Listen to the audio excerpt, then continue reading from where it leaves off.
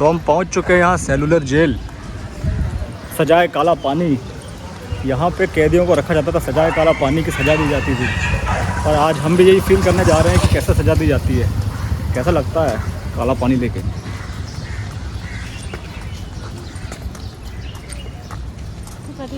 Ticket लेना पहले। हाँ।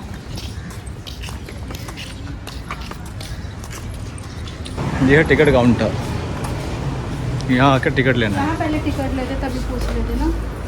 क्या लो 2 टिकट।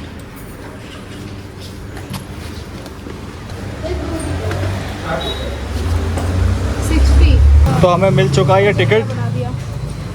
और अब जेल में जाने के लिए भी टिकट लेके जाना पड़ रहा है। पहले जुर्म करना पड़ता था, क्राइम करना पड़ता था, या तो इस सेलुलर जेल में आने के लिए तो देशभक्ति करनी पड़ती थी। अगर आप भारत माता से प्रेम करते हैं तो आपको इस जेल में डाल दिया जाता था। और यहाँ हम 30 जने का एक, मतलब 60 रुपये का टिकट लिया 2 जने का हमने। अब जाएंगे जेल के अंदर। चलो जेल में जाएंगे। टिकट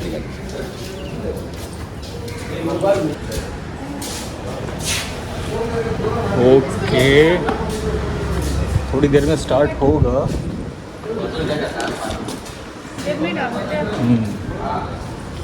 यह है सेलुलर जेल का पूरा मॉड्यूल। ऊपर से ऐसा दिखता है, इस तरह से बना रखा है मॉड्यूल। इसका फ्रंट, ये यहाँ से नीचे घूमने के लिए ये इस तरह के बड़े बड़े ताले हुआ करते थे। साइज़ देखो तालों का भाई, सर का माल है, सर बढ़िया है। चाबी है, ये ताले 10-10 किलो के ताले ही होंगे। और इस तरह का कुछ हेलमेट सिपाही पहनते होंगे। 1942 टू 1945 के दौरान जापानी सैनिकों द्वारा प्रयोग में लाए गए हेलमेट्स। तो ये जापानी सैनिक, वाव, तो जापानी सैनिकों द्वारा ये पहने गए थे।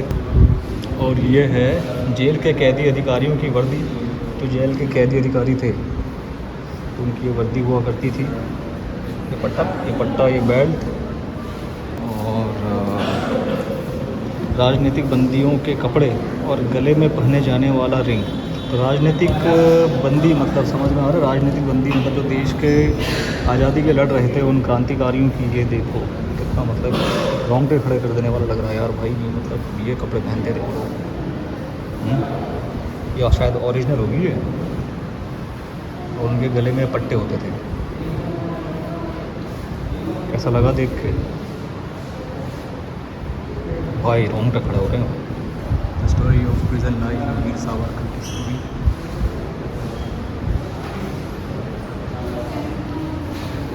तो हम घूमेंगे, आगे जाएंगे। गाइड के साथ चलना भी जा सकते हो, गाइडेड टूर। हाँ, गाइड सर्विस का सर गाइड के साथ जाएंगे तो शेड में चलेगा, यही से गाइड स्टार्ट करेगा, अभी कर रहा है। अच्छा, एक ही गाइड सबको ले जाएगा क्या? तो अभी काम है।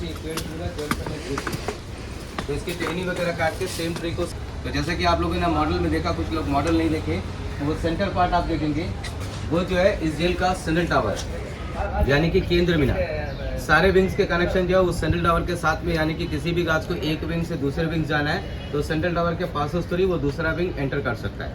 और 7 विंग में इसका टोटल जो है सेल कैपेसिटी, सेल मतलब कोठरी कमरा, टोटल जो है सेल वो 693 सेल था। सेल का अंदर का डायमेंशन 13/2 एंड 7/2। एक सेल में एक जन को रखे थे। सेल के अंदर आपको लेकर के दिखाया जाएगा, उसमें इंडिविजुअल या सेपरेट कोई टॉयलेट का फैसिलिटीज नहीं था।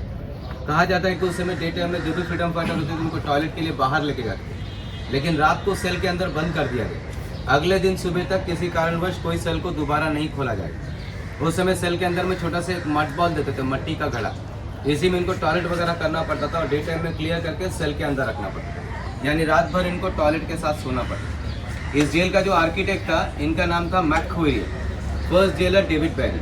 और एस्टिमेट कॉस्ट जेल को बनाने का टोटल खर्चा 7.25 लाख रुपये लगा था, क्योंकि इनको लेबर कॉस्ट पड़ा नहीं, लेबर जो थे फ्रीडम फाइटर। जेल को बनाने के लिए 600 क्रांतिकारियों को काम करवाया गया, बाद में उन्हीं को इस जेल में रखा भी गया। और ये लोग एस्टिमेट लगाए थे कि पूरा जेल को 10 साल में बनाकर कंप्लीट करेंगे, लेकिन जेल को बनने में एक्चुअल 13 साल लगा। 1893 में इसका काम शुरू हुआ, 1906 से पूरा जेल बनकर कंप्लीट हो गया। ये जेल का नाम सोलर जेल इसलिए रखा गया क्योंकि इसके अंदर बहुत सारे सेल है, सो मेनी सेल्स के कारण। विंग में मैंने आपको बताया 7 थी। काउंटिंग किस प्रकार से था, ये 1 नंबर है, इसके बाद 2, 3, 4, 5, 6, 7 यानी कि स्टार्टिंग ये एंडिंग। लेकिन अभी आप देख पाएंगे इसमें सिर्फ 3 विंग को, 1 नंबर है, 7 नंबर है, इसके बैक साइड में एक 6 नंबर है। बाकी के 4 विंग डैमेज हो चुके हैं। डैमेज होने का रीज़न 41 में यहाँ पे मेजर अर्थक्वेक और 42 से लेकर 45 यहाँ पे जापानी पीरियड, उस समय सेकेंड वर्ल्ड वॉर। तो काफ़ी सारे बम जो इसके बैक साइड में गिरे थे, जिसके कारण विंग्स डैमेज हो गए। कुछ विंग डेंजर पार्ट में था, कभी भी टूट के गिर सकता है। तो यहाँ के गवर्नमेंट ने क्या करा, इसके बैक साइड के सारे विंग्स को क्लियर करके यहाँ के लोगों के लिए एक हॉस्पिटल बना दिया, जिसका नाम जीबी पंत यानी कि गोविंद वल्लभ पंत जी के नाम से रखा गया हॉस्पिटल है। ऊपर जाएंगे पीछे आपको हॉस्पिटल दिखेगी।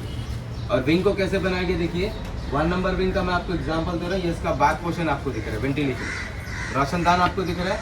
ये जो है विंग नंबर 7 इसका फ्रंट पोर्शन, यानी कि यहाँ पे जो भी लोग रहते थे देख नहीं सकते थे आगे वाला विंग में कौन रहा, बल्कि हर विंग को फ्रंट एंड बैक बनाया। और हर 2 विंग्स के बीच में जो लाल रंग का शेड आपको दिख रहा है, ये जो है वर्क शेड है, इसके अंदर इनको काम कराते थे। किस तरह का काम दिया जाता है आपको वहीं पे एक्सप्लेन करेंगे। हर चीज़ का एक मॉडल रखा गया। और साइड में 2 छोटा बिल्डिंग आपको दिख रहा है ग्राउंड पे, फर्स्ट एंड सेकेंड। पहला जो है स्टोर है, दूसरा जो है किचन है। यानी कि विंग नंबर 7 में जो भी लोग रहेंगे उनको यहीं पे काम करवाया जाएगा, यहीं पे खाना बांटा जाएगा। इस जेल में सबसे ज़्यादा फ्रीडम फाइटर जो थे बंगाल के थे, उसके बाद पंजाब, महाराष्ट्र, आसाम, इनका नाम लिखा गया है। नेम लिस्ट आपको सेंटर पार्ट में दिखाया गया है। और विंग नंबर जो 7 में सबसे ऊपर में जो टॉप में लास्ट कमरा आपको दिख रहा है, ये जो है विंग नंबर 7 है, सेल नंबर 123। ये जो है विनायक दामोदर सावरकर जी का सेल, महाराष्ट्र के रहने वाले थे। नासिक कॉन्फ्रेंस के केस में लाया गया था। सावरकर जी को टोटल 50 ईयर का पनिशमेंट मिला था, 50 साल। उसमें से 10 साल सावरकर जी इसी सेल में काटे। इन्हीं का नाम से यहाँ का एयरपोर्ट का नाम रखा गया, वीर सावरकर एयरपोर्ट, जिस एयरपोर्ट में आप लोग आए थे। इन्होंने 200 रुपीज़ चार्ज लिए गाइड के, जिसकी हमें कोई रिसिप्ट नहीं दी। 200 रुपीज़ चार्ज लिए, कोई रिसिप्ट नहीं दी गई है। ये ऑफिशियल है कि अनऑफिशियल है पता नहीं। ऑफिशियल नहीं होगा। हाँ, तो देखिएगा, फांसीगढ़ जाने से पहले जैसा मैंने आप लोगों को बताया, हर 2 विंग्स के बीच में एक वर्कशॉप बताया मैंने, एक स्टोर बताया, एक किचन बताया। अभी ये स्टोर को जो है यहाँ के मेंटेनेंस के लिए इसका ऑफिस बना दिया गया, उसको कॉन्फ्रेंस हॉल बना दिया गया। तो फांसीगढ़ जाने से पहले देखेंगे सर, यहाँ पे आइएगा, ये व्हाइट रंग का स्टेप्स आपको दिख रहा है, ब्लैक रंग का बोर्ड। तो ये जो यहाँ पे व्हाइट रंग का स्टेप्स आपको दिख रहा है, इसे जो है place for the last rituals कहा जाता है बिफोर एक्सिक्यूशन। यानी कि फांसी देने से पहले फ्रीडम फाइटर्स को लाके यहीं पे खड़ा करके इनको नहलाया जाता था और इनसे अंतिम इच्छा, लास्ट विश यहीं खड़ा करके पूछते थे। अंतिम इच्छा में सिर्फ इतना कि इनका अंतिम संस्कार कैसे किया जाए।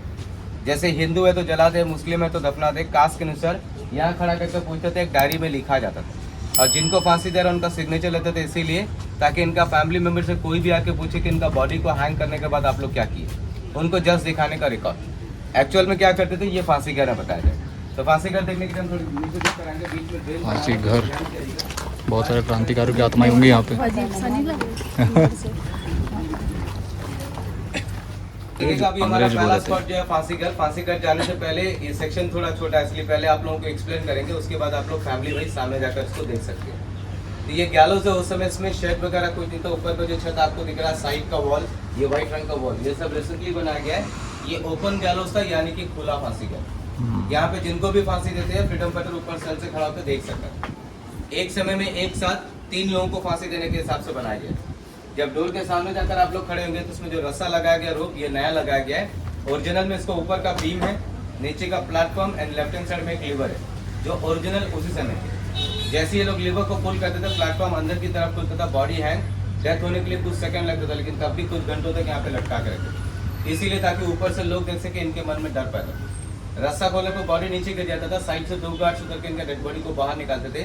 पीछे में एक छोटा सा लोहा का डोर, कहा जाता है कि वहीं से बाहर लेके इनका बॉडी को सी में थ्रो कर देते थे, यानी कि जहाँ पे जो भी पूछते थे जैसे रिकॉर्ड को मेंटेन करें। और जब फांसी कर देखेंगे तो मैंने बताया beam, platform and left hand side lever original है।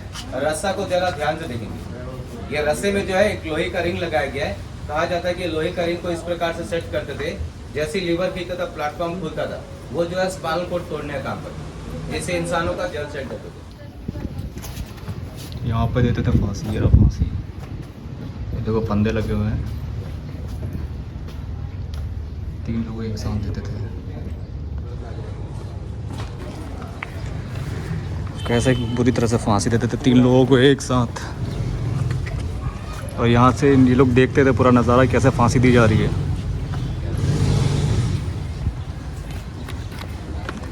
ताकि वो लोग डरे, है ना, उनके में डर पैदा हो। ये तो बाद में शेड लगाए हैं, पहले पूरा खुला रहता था। अरे यार गजब। जैसा मैंने आप लोगों को बताया सभी सेल एक ही तरह सेम है। सेल का अंदर का डायमेंशन 13/2 एंड 7/2। एक सेल में एक जन को रखा जाता था। सेल के अंदर कोई लाइट का फैसिलिटीज नहीं था। विंग नंबर 7 का सबसे ऊपर में जो टॉप में लास्ट कमरा आपको दिख रहा है, वो कमरा जो है विनायक दामोदर सावरकर जी का सेल। सभी सेल मैंने आप लोगों को एक ही तरह सेम बताया, लेकिन सावरकर जी का सेल ऊपर जाकर देखेंगे तो इसके कॉरिडोर को अलग से ग्रिल डाल के बंद किया गया है, डबल गेटेड बनाया गया। इसीलिए क्योंकि डे टाइम में सावरकर जी को बाहर कॉरिडोर में रखते थे, ताकि वहाँ से खड़ा होकर सावरकर जी जो है डिफरेंट टाइप्स ऑफ पनिशमेंट को देख सके, मेंटली टॉर्चर। आप भी वहाँ से खड़ा होकर देखेंगे तो आपको वहाँ से फांसी घर दिखेगा, वर्कशॉप दिखेगा और फ्लॉगिंग फ्रेम भी दिखेगी। ठीक है, इसलिए वो सेल को डबल लॉकिंग सिस्टम बनाया गया। और यहाँ पे फांसी घर जैसा भी आप लोगों ने देख करा, फांसी घर के बारे में बताया जाए तो यहाँ पे जिनको भी मेलैंड में फांसी देना होता है तो उनको वहीं पे दे के ख़त्म कर देते हैं, अंडमान तक नहीं लाया जाता। लेकिन अंडमान आने के बाद अगर किसी ने बहुत बड़ा क्राइम किया, उन्हीं को यहाँ पे हैंग करते थे। और यहाँ पे कितने लोगों को हैंग किया गया ये बताना बहुत मुश्किल है, क्योंकि 42 से लेकर 45 जापानी पीरियड में जापानियों ने मैक्सिमम रिकॉर्ड को डिस्ट्रॉय कर दी। अभी एग्जैक्टली हमारे पास कोई रिकॉर्ड नहीं है कि इस फांसी घर में कितने लोगों को फांसी दिया गया। अभी इस वर्कशॉप के अंदर चलेंगे जहाँ पे आपको पनिशमेंट्स के बारे में बताया जाएगा। जब इस सेक्शन के अंदर आप लोग एंटर करेंगे तो ध्यान में रखिएगा, पहला जो ऑयल मिल आप देखेंगे, जिसको हिंदी में बोलते हैं कोलू, घाना भी बोलते हैं, तेल निकालने का मशीन, ये हान मशीन उस समय का ओरिजिनल। तो ओरिजिनल को आप लोग ध्यान से देख लेंगे। इसके बाद थोड़ा सा आगे चलेंगे जहाँ पे इसके बारे में आपको एक्सप्लेन किया जाएगा। एक्स्ट्रा कॉस्ट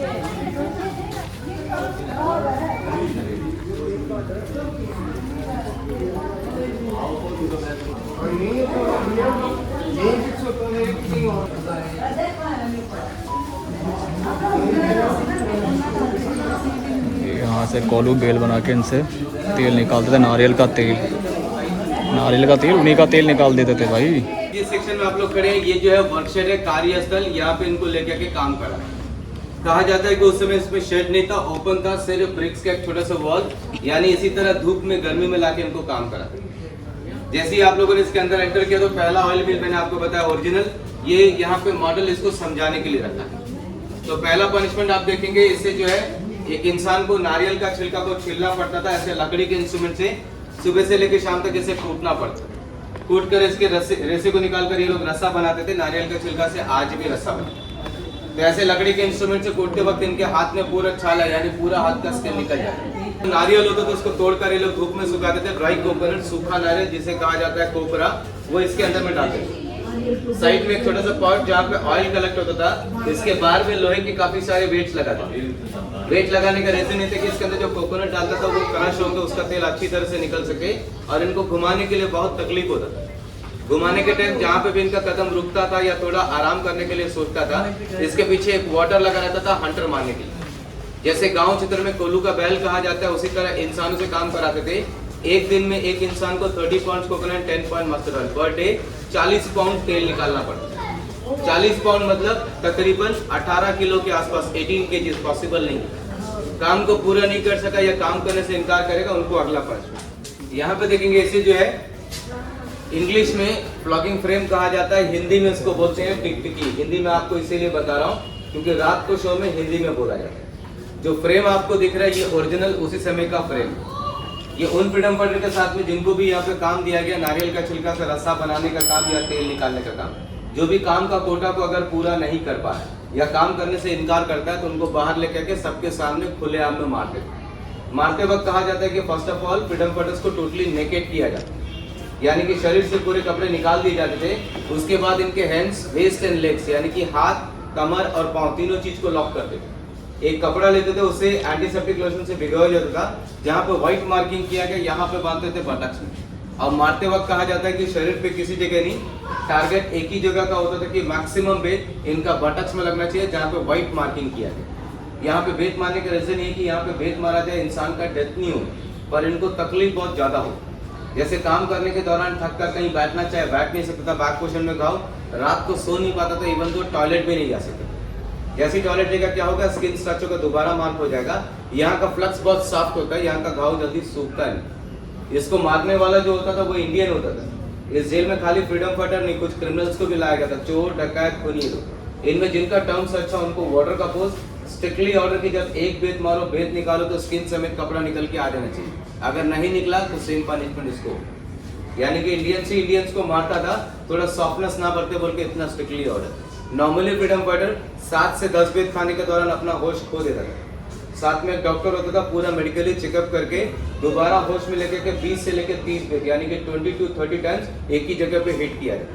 ये यहाँ का सबसे ज्यादा टफ पनिशमेंट। ये जो ड्रेस आपको दिख रहा है, पहला जो ड्रेस आपको दिख रहा है इसको बोलते हैं पनिशमेंट ड्रेस, हिंदी में कहा जाता है टाट का वर्दी। पूरा बस्ते यानी बोरे का होता है घोनी बैग। यहाँ पे एक फ्रीडम फाइटर को दूसरे के साथ बातचीत करना अलाउड नहीं। अगर कोई भी एक दूसरे से बातचीत करता हुआ पाया जाए, उनको 14 डेज तक यानी कि 14 दिन तक ये ड्रेस को पहना के काम करें। गर्मी बहुत ज्यादा, खमौरी, बदन में स्क्रैचेस, दिन भर काम करने के बावजूद रात भर इनका शरीर खुजलाता है। 3 तरह का बेड़ी रखा गया, chain fitter, bar fitter and cross bar fitter. Starting में जिनको भी लाया जाएगा कंपलसरी पहनना पड़ता था इनका मनोबल को तोड़ने के लिए, देश के प्रति जो प्रेम है हटाने के लिए बेड़ी बांधते। तो सबसे पहले देखेंगे गले पर राउंड सीलिंग, लकड़ी में नंबर्स लिखा जाता था, हाफ स्लीव शर्ट हाफ निक्कर पहनने के लिए। चेन फिटर में क्या होता था, सेंटर में चेन लगा हुआ है, चेन जो है फ्लेक्सिबल होता है, यानी काम करने के टाइम ये अपने नीज को बेंड करके घुटना को मोड़कर बैठ सकते क्योंकि चेन फोल्ड हो जाए। सेकंड पनिशमेंट इसको बोलते हैं बार फिटर। सेंटर में आयरन रॉड, हाथ से होल्ड नहीं करना पड़ता था, कमर से चेन इसको लॉक करके रखा था, यानी कि काम करने के टाइम ये अपने नीज को बेंड करके नहीं बैठ सकता, खड़ा रहना पड़ेगा क्योंकि रॉड बेंड नहीं है। सबसे डिफिकल्ट था क्रॉस बार फिटर, ना ही टांग को ज्वाइन कर सकता है ना ही मोड़ सकता, टांग को फैला कर रखना पड़ेगा, फैला कर चला पड़ेगा। ये इनके स्वभाव के ऊपर निर्भर था, जो नॉर्मल होगा उनको चेन फिटर, डेंजर होगा बार फिटर, सबसे ज्यादा डेंजर को क्रॉस बार फिटर। इसका पीरियड था 1 ईयर, इसका पीरियड 6 मंथ, इसका पीरियड 15 डेज। इस तरह के पनिशमेंट दिया गया। तो पनिशमेंट्स के बारे में मैंने आप लोगों को एक्सप्लेन किया, सभी लोगों को समझ में आया?